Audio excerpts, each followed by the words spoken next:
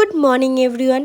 আমি শিলার নতুন একটা মিনি ব্লগে তোমাদের সবাইকে ওয়েলকাম। আমার ডেলি লাইফেরই সকালবেলার রুটিনটা হলো প্রথমেই আমি বাসি কাজগুলো করে স্নানটা করে নিই। এতে ভীষণ ফ্রেশ লাগে আর এনার্জেটিকও লাগে। আর এখানে স্নান টান করে এসে আমি একটু স্কিন কেয়ার করে নিচ্ছি।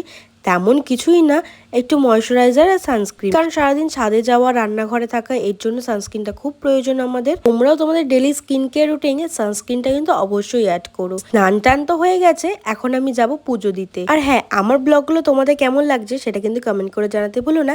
তোমরা যদি কমেন্ট করে জানো তাতে আমার খুব ভালো লাগবে, আর আমি আরও উৎসাহ পাবো নতুন নতুন ভিডিও তোমাদের সাথে শেয়ার করার। পুজো দেওয়ার পর আমি চলে এসেছি ব্রেকফাস্ট করতে। এখানে মুসলি আর দই, কারণ আমি দুধটা খেতে পারি না, তাই আমি দই দিয়েই খাই। এরা দেখো ভাবছো ওদেরকে খাবার দিতে এসেছি। তো যাই হোক, তারপরে চলে আসলাম রান্নাঘরে। মোটামুটি ভাত টাত হয়ে গেছে, আমি একটু ডালটা ফোড়ন দিলাম। আর বাবা আজকে এনেছে বাজার থেকে রুই মাছ, তো সেটাই ভাবছি একটু পোস্ত দিয়ে করব।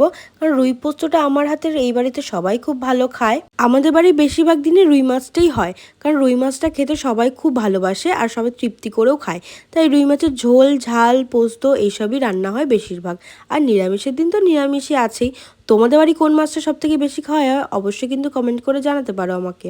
আর এখানে দেখো আমি লাল লাল করে রুই মাছটা ভেজে নিচ্ছি, কারণ মাছ যদি কড়া করে না ভাজা হয় আমার কিন্তু একদম ভালো লাগে না। তো চলো কথা বলতে বলতে রুই পোস্তটা তোমাদের কিভাবে করি সেটাও শেয়ার করে নিই। এখানে কিছুই না, কালো জিরে আর কাঁচা লঙ্কা আমি ফোড়ন দিয়েছিলাম, একটু নুন দিয়ে দিলাম যাতে না ছিটকায়। তারপরে সর্ষে আর পোস্ত যেটা পেস্টটা করে রেখেছিলাম ওইটা দিয়ে একটু জল দিয়ে কষিয়ে মাছগুলোকে দিয়ে দিলাম।